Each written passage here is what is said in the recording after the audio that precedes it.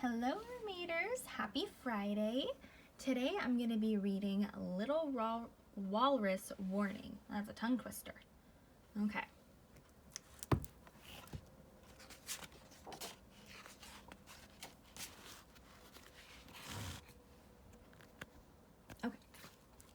Off the coast of Alaska, in the land of the midnight sun, little walrus begins his last northern journey with his mother. In the distance, they hear a symphony of sounds. Several huge walrus bulls, their heads held high, bellow as they boldly show off their tusks. They may be frightening a hunter or scaring off an orca attack. Their large ivory tusks and their monstrous noise will defend them well.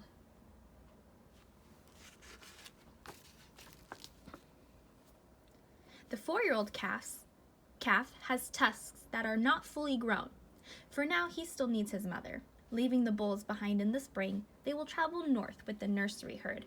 Sometimes swimming, sometimes hitching rides on giant ice islands, they will journey hundreds of miles for summer feasting in the Chukchi Sea. Sorry.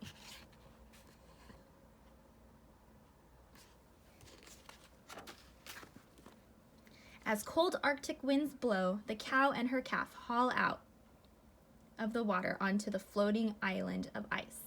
They use their tusks like ice picks and ease the climb up with their flippers.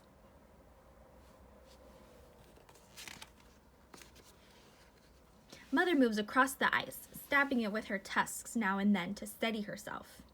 Little walrus lags further and further behind, slipping and sliding. He falls between giant wedges of ice.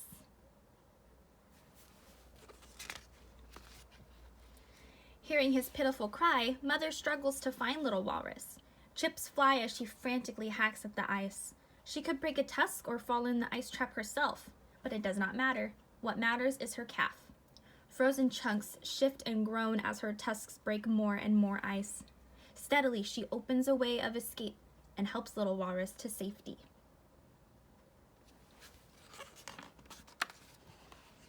Mother keeps a close eye on her calf as they continue north. But even on a calm, sunny day, there can be danger with ice. Surrounded by many walruses, they bask in the late spring sun. Joining the crowd on the same chunk of ice come 2, then 5, then 10 more walruses. Whoa! These huge walruses are heavy. The ice chunk tips on its side and whoosh! All of the cows and calves are dumped into the sea. Splash! Crash! There is so much confusion. Little walrus's mother swims in search of her calf. When she finally finds him, he is not in the water at all. He was the first walrus in the nursery herd to haul out on another chunk of ice. As summer arrives, the herd reaches the rich feeding grounds of the Chukchi Seas. Ice drifts and sparkles under the sun. Here among seals and whales, little walrus must master the skills of hunting. In years past, he's nursed on his mother's milk and feasted on food she's brought up from the sea. Later, he hunted the ocean floor, always at his mother's side. Now, he must learn to hunt on his own. One summer day, the young walrus waits on the edge of the ice. He does not want to dive in the ice-cold water alone. His mother comes up from behind and pushes him into the Chukchi Sea. Kerplunk! Alone in the water, little walrus sinks to the ocean floor to hunt for his own. But the water is murky and muddy along the bottom, and he cannot see any food at all. Little walrus must use his stiff bristle whiskers to feel in the dark for his food, like snails, worms, and crabs. He sucks live clams out right from their shells and swallows them whole.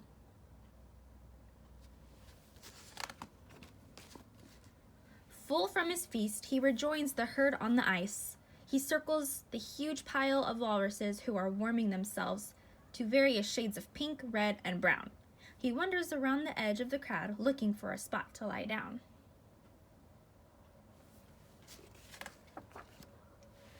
He does not see the enemy ahead, for the animal is the color of ice and snow, but sniffing the wind, he smells danger. He lifts his head and thrusts his tusks high in the sky. Little Walrus lets out a roar, a warning for all to hear.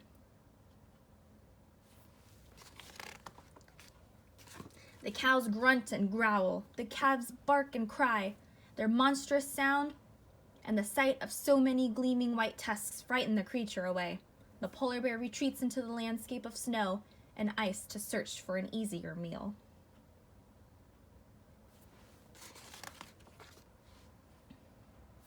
Days grow shorter, colder, and darker. As islands of ice start to freeze together, the nursery herd heads out south for the winter. Following the route of the drifting ice, their journey will end where it began. Off the coast of the land of the midnight sun, the walruses reunite, bulls and cows and all the young. Little Walrus will not go north with the herd next year. He is ready to take his place with the bulls. The end.